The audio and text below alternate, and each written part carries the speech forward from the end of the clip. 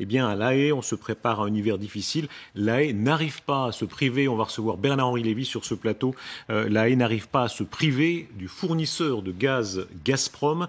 Et la mairie, je vous en prie, Bernard-Henri Lévy, et la mairie ne parvient pas donc à en sortir, alors que les règles européennes l'y obligent.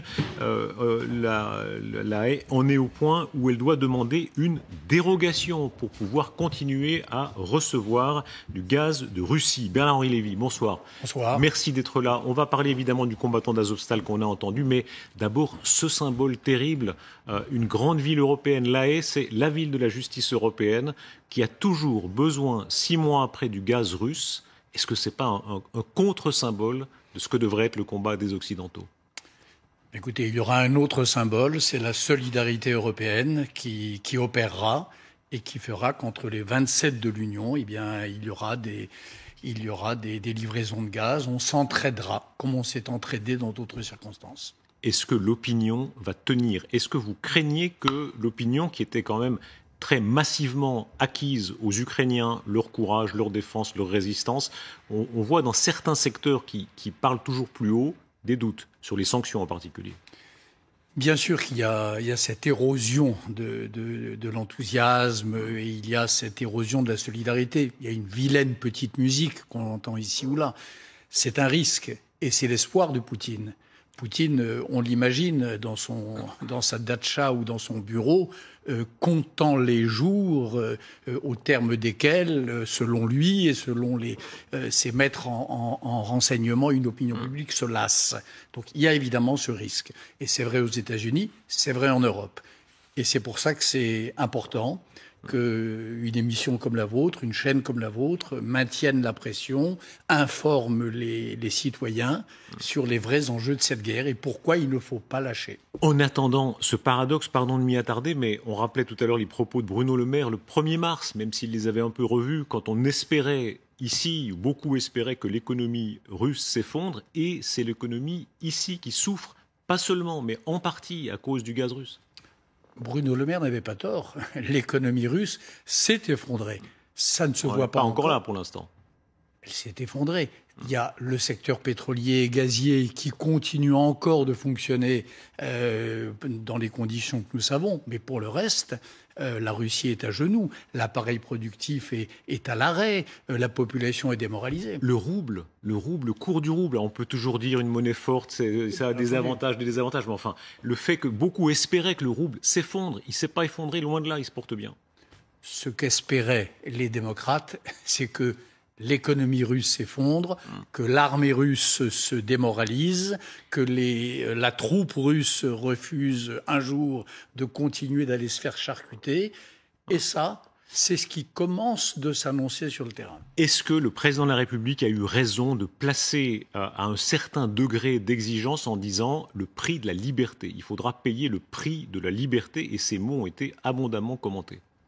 Ben oui, ils ont été commentés par les Français qui ont encore le souci de l'honneur et de la grandeur de manière positive, parce qu'il avait raison.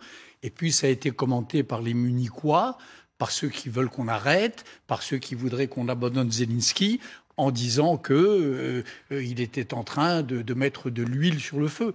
Bien sûr, mais sur le fond, il a eu raison. Il y a des périodes dans l'histoire. Vous savez, on a vécu en Occident un immense dimanche de l'histoire, depuis 30 ans, depuis la chute du mur de Berlin.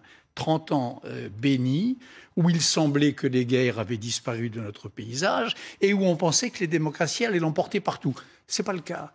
Il y a des puissances autoritaires qui sont à l'offensive.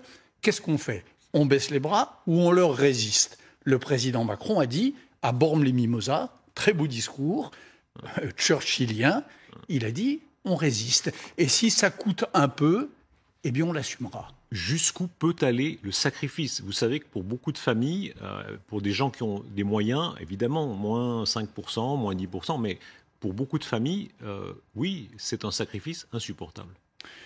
C'est la raison pour laquelle, et je crois que c'est le chemin que prend le gouvernement français aujourd'hui, c'est la raison pour laquelle il faut que les sacrifices ne soient pas les mêmes pour vous et moi d'un côté, et pour les ménages à revenus modestes de l'autre. Donc blocage des prix à la pompe, blocage du prix du gaz un jour, et ainsi de suite. Bien sûr qu'il faudra adapter cela, mais un gouvernement démocratique courageux, comme c'est encore le cas de la plupart des pays d'Europe, est capable de faire cela. Vous dites la plupart. Regardons bien ce qui est en train de se passer. Dans quelques jours, élection en Italie. Il est possible que le gouvernement soit anti-sanctions. Il y a dans le gouvernement potentiel M. Salvini qui a clairement dit qu'il était contre les sanctions. En Allemagne, l'Allemagne c'est le cœur historique de l'Europe. En Allemagne, des députés sociodémocrates veulent qu'on commence à discuter et remettre en cause déjà les sanctions. Ça craque. Mais ça craque partout. En Italie, c'est pas seulement Salvini, c'est également Silvio Berlusconi, qui est un autre allié de la possible future première ministre, si elle l'emporte le 25 septembre prochain, ce qui n'est pas non plus joué. Il ne faut pas aller plus vite que la musique. Donc c'est vrai en Italie, c'est vrai en France, on vient de le dire, il y a des forces très puissantes dans notre pays, le Rassemblement national et une partie de la France insoumise, qui pensent aussi que les torts sont partagés, qui renvoient dos à dos l'agresseur et l'agressé, et qui aimeraient qu'on en finisse et qu'on lâche les skis. Et c'est vrai aux États-Unis. Il y a et c'est d'ailleurs tout le mérite, et peut-être la grandeur de Joe Biden, le président américain, il a sur son aile droite les partisans les Trumpistes, qui disent qu'on n'a rien à faire de cette lointaine contrée ukrainienne, et sur son aile gauche, les démocrates qui disent que c'est une affaire européenne, une guerre entre blancs et nantis, et que l'Amérique n'a pas à s'en soucier. Donc il y a partout cette bataille. À l'intérieur de nos pays, à l'intérieur des démocraties, il y a cette bataille entre ceux qui savent que les valeurs de liberté et de démocratie sont inappréciables, et puis ceux qui sont prêts à se courber. Vladimir Poutine rencontre des revers très cuisants sur le terrain. On va les revoir dans quelques instants. Mais sur la scène internationale, est-ce qu'il est en train de réussir une partie de son coup, c'est-à-dire bousculer les lignes, faire que les équilibres soient changés au détriment de l'Occident? La Chine, encore maintenant, il y a une alerte autour de Taïwan. On voit que la tension monte de nouveau avec des déplacements de bâtiments militaires en matière navale. La Chine... L'Afrique, les bataillons Wagner qui sont en train de remplacer l'armée française dans certaines régions, ce sont des coups gagnés par lui? Ça ne date pas de la guerre en Ukraine. Ça s'accélère. Ça s'accélère. Non, ce qui est vrai, c'est que, Poutine a des alliés. Mais encore une fois, ça date déjà de quelques années. On l'avait sous-estimé, ça. Franchement, on l'avait sous-estimé. Quand on voit, au début de la crise, les Chinois, rappelons-nous quand on disait, vous allez voir, les Chinois, ils vont rester attentistes. Oui, ils ne sont pas attentistes. Il se trouve que j'ai écrit il y a quelques années un livre qui s'appelait L'Empire et les cinq rois, et où je disais, en effet, que le camp occidental, c'est-à-dire le camp des pays qui défendent la liberté, l'égalité entre les femmes et les hommes, les valeurs de laïcité, était en proie à une agression massive de 5 pays, de 5 forces. La Russie, la Chine, l'Iran, la Turquie et Daesh ou l'islamisme radical. C'est ça la situation d'aujourd'hui. Bien sûr que nous avons affaire à tout ça. Et que Poutine, il a le soutien sournois de Xi Jinping. Il a le soutien plus fort et net de Khamenei. Il a le soutien des islamistes radicaux qui crient Allah Akbar dans les ruines des villes massacrées des Tchétchènes de Kadyrov. Et il a le soutien aussi de la Turquie, qui est comme l'a dit mon excellent hebdomadaire, excellemment hebdomadaire où je sévis chaque semaine le point, qui est le cheval de Troie de la Russie à l'intérieur de l'Europe. La Turquie, parlons-en. Vous aviez écrit ça effectivement en 2017, mais est-ce que ça ne va pas encore plus loin quand la Turquie, ce soir, fait la leçon à la France? Elle parade, la Turquie. Elle est en position inouïe pour elle. On se rappelle le moment où elle était un peu bousculée de tous côtés. Là, tout passe par elle. Monsieur Erdogan se paye le luxe de voir à la fois les Occidentaux et Poutine. Personne n'ose rien lui dire. Il est dans l'OTAN et comme vous le dites, il est très ambigu à l'égard de la Russie. Et voilà ce que dit la Turquie ce soir. Nous espérons que la France atteigne aussitôt que possible la maturité nécessaire pour faire face à son passé colonial sans accuser d'autres pays. Pour l'instant, il y a un présent colonial, il y a un présent impérial qui est le fait de M. Erdogan, qui a, comme tous les hiérarques autour de lui, une idée en tête qui est de ressusciter l'Empire ottoman. Donc ça, c'est de la rhétorique, c'est de la blague, c'est à usage interne et c'est à usage sur la scène internationale de ceux qui, en effet, auront la faiblesse de le croire. Donc il y a une bataille, évidemment qu'aux Nations Unies, depuis la première résolution de mars, où la condamnation de l'agression ukrainienne, de l'agression contre l'Ukraine, avait été tout de même massive. Il y a une bataille d'idées. Il y a une bataille d'influence qui se livre. Mais est-ce que vous avez déjà vu une guerre contre un régime fasciste, une sorte de guerre mondiale comme celle-là, sans qu'il y ait une bataille, avec des recherches d'alliance? C'est inévitable. Il faut la gagner. Il faut gagner cette bataille d'opinion à l'échelle de la communauté des nations. Est-ce qu'on a sous-estimé le passif quand on voit ce que dit la Turquie aujourd'hui, quand on lit ce que les Chinois disent, quand on entend beaucoup d'Africains, ça paraît incroyable, des Africains, après tout ce que la France a fait au Mali contre les djihadistes, qui disent, et on en a eu ici en direct, c'est pas seulement des militants ou des gens payés, non, des gens qui librement disent on préfère Wagner à l'armée française. Le passif colonial à ce point-là qui existe toujours. C'est pas le passif colonial. C'est quoi alors? C'est l'anti-occidentalisme, ce qui est très différent. C'est-à-dire, c'est de la part d'États qui sont pas des États, là. Parfois, ce sont des personnes. Parfois, souvent des personnes. Bien. Alors, c'est de la part d'opinions ou de personnes dont la démocratie et le goût de la liberté ne sont pas les principales passions. C'est une haine de ce que l'Occident, l'Europe et l'Amérique représentent.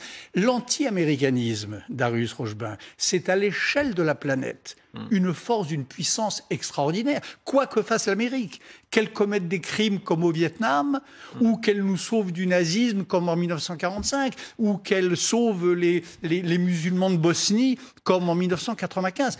L'anti-américanisme, l'anti-occidentalisme, c'est malheureusement une passion, un courant très fort partout, bien sûr.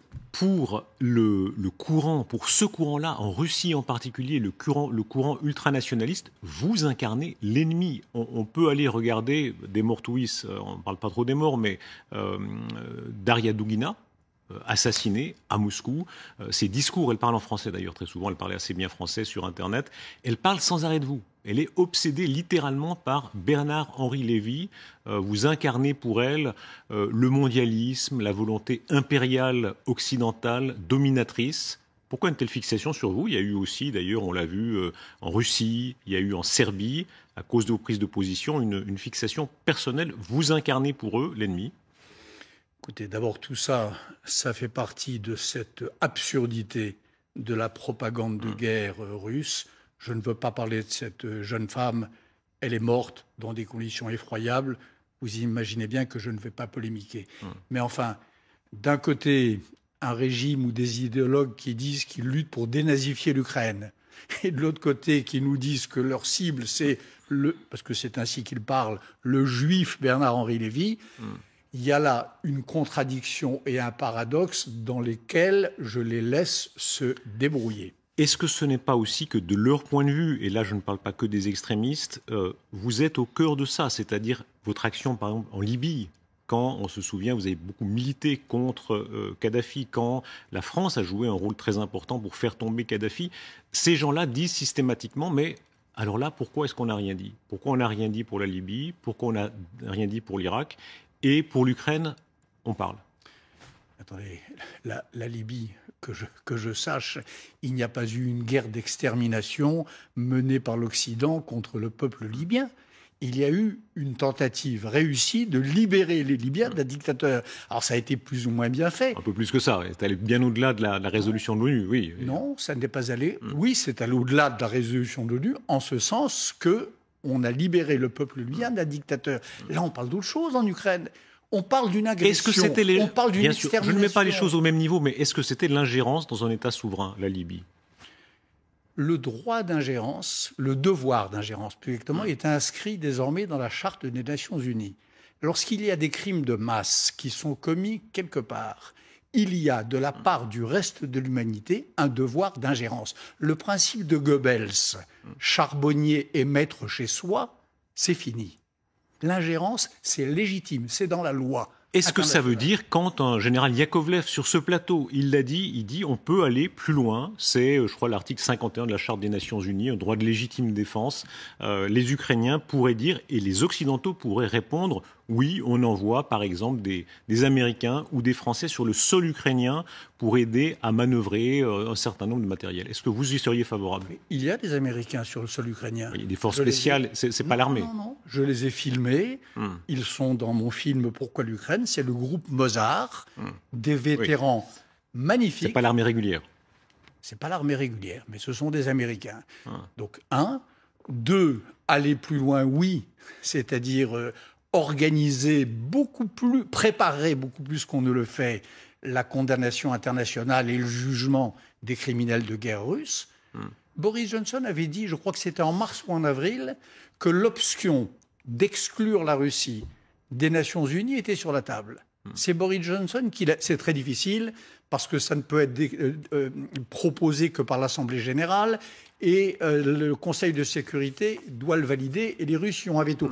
Mais posons cette question. Qu'est-ce que fait aux Nations Unies une Russie qui commet une guerre génocidaire chez son voisin? Voilà les vraies questions à poser. Est-ce que c'est la fin d'une époque? Vous avez écrit contre les totalitarismes fascistes et soviétiques depuis les années 70, déjà des livres qui ont fait date.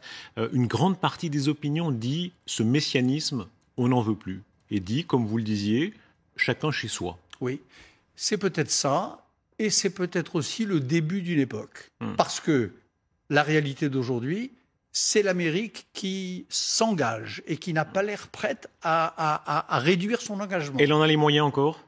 Bien sûr, elle en a les moyens, et l'Europe aussi, et la France également. C'est peut-être le début d'une époque, parce que tout le monde disait que l'Europe irait à cette bataille en ordre dispersé. On verra les élections italiennes. Pour l'heure, les 27 sont unis pour s'opposer à cette guerre d'agression. On vient de le dire tout à l'heure, il y a des forts signes de désunion. Oui, naturellement, il y a des forces. Il y a Viktor Orban en Hongrie qui va se faire construire des centrales, enfin des réacteurs dans une centrale par les Russes. Eh bien, on verra. Moi, vous savez, il se trouve que je connais depuis longtemps Viktor Orban. On va voir. Le jour où il y aura contre lui aussi des menaces de rétorsion de la part de ses camarades européens, on verra. Je l'ai déjà vu reculer sur d'autres terrains que celui-là. Est-ce que vous êtes encore plus pro-américain? Est-ce que vous assumez ce mot? En France, souvent, c'est un gros mot. Et hier, on avait un ambassadeur de France. C'est vrai que beaucoup d'ambassadeurs, de militaires, etc., ils sont évidemment contre la guerre d'agression, mais il y a un vieux fond anti-américain, bon ou mauvais, qui compte. Est-ce que vous êtes pro-américain? Je suis français. Oui. Et je suis pro-américain. Je suis pro le pays qui a libéré, qui a sauvé l'Europe 2 fois du suicide, pro le pays qui a décidé de sauver les musulmans de Sarajevo qui étaient sous les bombes depuis 3 ou 4 ans, qui a sauvé les musulmans du Kosovo. Je suis pro ce pays-là, évidemment. Est-ce qu'on ne paye pas cette rancœur contre l'Occident? Est-ce qu'on ne paye pas aussi la facture de leurs erreurs? La guerre d'Irak, les écoutes de la NSA, la rage dominatrice des Américains qui aussi ont des intérêts d'empire. La rage dominatrice, non. Vous savez, l'Amérique, comme disait un grand écrivain français, c'est un empire récalcitrant. Ce qui caractérise l'impérialisme américain, c'est que c'est un impérialisme qui hésite à l'être. Il y avait une très belle phrase d'ailleurs d'André Malraux au moment de la guerre du Bangladesh, dans une lettre ouverte au président Nixon, et où il lui disait « Vous êtes le premier empire qui ne veut pas être un empire, qui renacle à l'impérialité. » Alors, la rage de dominer, non. Si on voit la liste de leurs bases militaires dans le monde, on ne peut pas dire qu'ils renaclent beaucoup. Mais heureusement qu'ils ont des bases... Ils renaclent pas, ils s'étendent, ils n'ont jamais arrêté de s'étendre. Non, ils sont... C'est pas ils n'ont jamais arrêté. Ils étaient en train, jusqu'à ce moment, de cesser de s'étendre. Je vous signale qu'ils se sont retirés de manière honteuse d'Afghanistan. Ils ont lâché les Kurdes de Syrie d'une manière à peine moins honteuse. Les Kurdes d'Irak, une fois qu'ils avaient servi à vaincre Daesh, on les a laissés tomber en 2017. Non. La tendance des États-Unis, et moi je le déplore, c'est au contraire de se retirer, c'est au contraire de refluer, c'est de renoncer à l'empire. La guerre d'Irak en particulier, c'est un événement, cette guerre d'Ukraine sans doute restera dans l'histoire comme un moment clé pour l'impérialisme russe. Mais est-ce que la guerre d'Irak a été une forme de vice originel du siècle du côté américain, qu'on paye encore aujourd'hui dans ce chapitre-là, c'est-à-dire dans une certaine confusion entre l'impérialisme des démocraties et l'impérialisme des autoritarismes? Les gens, quand on veut tuer son chien, on dit qu'il a la rage. Évidemment, c'est plus une peccadille, là. Une erreur. J'ai toujours été hostile à cette guerre d'Irak, depuis le premier jour. Mais pour l'instant, on parle de la guerre d'Ukraine. Et ça n'est pas parce que les Américains se sont fourvoyés en Irak que Poutine a attaqué en Ukraine. Vous savez pourquoi Poutine a attaqué en Ukraine? C'est parce qu'il avait le sentiment qu'il pouvait le faire. Parce qu'il avait le sentiment qu'il n'y aurait pas de rétorsion. Parce que la parole américaine avait perdu de sa crédibilité. Par conséquent, parce qu'il y a 1 an, à peu près jour pour jour, 1 an et 15 jours, on s'était retiré d'Afghanistan. Ça veut dire, qu'encore aujourd'hui, on fait l'erreur d'être affolé. Zaporijjia, on va en reparler. Quand une partie des opinions ici tremblent en se disant, on fait déjà les simulations, le nuage va passer par là, etc. On a trop peur de lui? Bien sûr que non. On a raison de trembler. On a raison d'avoir peur, mais on a raison d'avoir peur de Poutine, en général. Et moi, j'ai encore plus peur d'un Poutine qui, ce qu'à Dieu ne plaise, gagnerait cette guerre, sortirait triomphant de ce carnage, que d'un Poutine défait. Au point où on en est, avec cette Russie déchaînée, qui fait appel à toutes les forces possibles pour gagner cette guerre. Et là, s'il n'y a qu'une option, c'est qu'il soit défait, c'est qu'il capitule, comme Hitler en 1945. Il n'y a pas d'autre option. Votre regard sur Zaporijjia, sur ce nouvel âge nucléaire, on voit à quel point elle a tout se mêle. La peur du nucléaire militaire, du nucléaire civil, cette centrale où personne ne sait très bien même ce qui se passe exactement dans la centrale à l'heure où nous parlons. Est-ce qu'on a changé d'époque? Est-ce que on se rappelle 1945, la bombe d'Hiroshima, on pensait que le nucléaire ne serait jamais utilisé ou alors c'était la fin finale. Or, tout se désinhibe, tout semble possible. Oui, c'est l'un des crimes de Poutine. C'est d'avoir désinhibé cela, d'avoir levé ce tabou et d'avoir installé ses troupes aujourd'hui à l'intérieur et à proximité de Zaporijjia. Et même pour être plus précis, parce que moi je suis allé à Zaporijjia il y a quelques mois pour le tournage de ce film, c'est d'avoir procédé à une gigantesque prise d'otages, parce que c'est ça Zaporijjia, des ingénieurs nucléaires ukrainiens qui sont pris en otage à l'intérieur de la centrale. Ça, c'est un crime. Quand on voit la carte des puissances nucléaires, celles qui montent, Inde, Pakistan, d'une certaine manière, Corée du Nord, quand on voit que tout se désinhibe, comme on le disait, est-ce que là aussi, c'est pas la fin de l'Occident tel que vous l'aimiez, sans doute, mais il y a beaucoup qui ne l'aiment plus? Écoutez, je crois qu'il n'y a pas de loi en histoire. Rien n'est inévitable, rien n'est fatal. Ça peut être ça peut être le déclin final de l'Occident, et ça peut être le sursaut. Cette guerre d'Ukraine, je suis, hélas, parce que c'est tellement horrible, il y a tellement de familles brisées, il y a tellement de corps massacrés, il y a tellement de vieillards tremblants que c'est pénible à dire, mais c'est peut-être le moment où, au contraire, l'Occident reprend l'initiative et dit « stop maintenant, trop c'est trop, les Iraniens, les Russes, les Chinois, on arrête ». Le pacifisme, on va recevoir dans un instant Gérard Miller et Guillaume Roquette, voir les conséquences de tout ce qui se passe là-bas à 3000 km ici en France. Alors ça peut être, personne ne l'espère, le nuage nucléaire, mais ça peut être aussi les conséquences politiques. Le pacifisme, Dieu sait s'il a compté. Moi, je me rappelle, dans ma génération, on manifestait contre les euromissiles. On disait même parfois, mieux vaut être rouge que mort. Tant pis si les communistes nous envahissent, au moins on n'aura pas la bombe. Est-ce que le pacifisme risque de remonter en force? Moi, je disais à la même époque, comme François Mitterrand, les pacifistes sont à l'ouest et les missiles sont à l'est.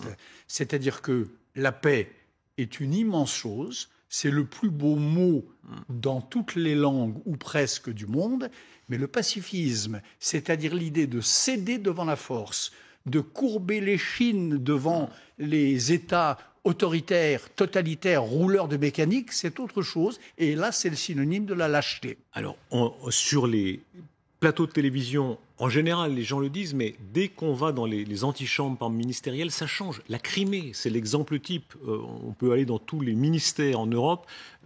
Aucun ne croit vraiment aujourd'hui que les Russes ne lâcheront la Crimée, par exemple. Sauf les Ukrainiens.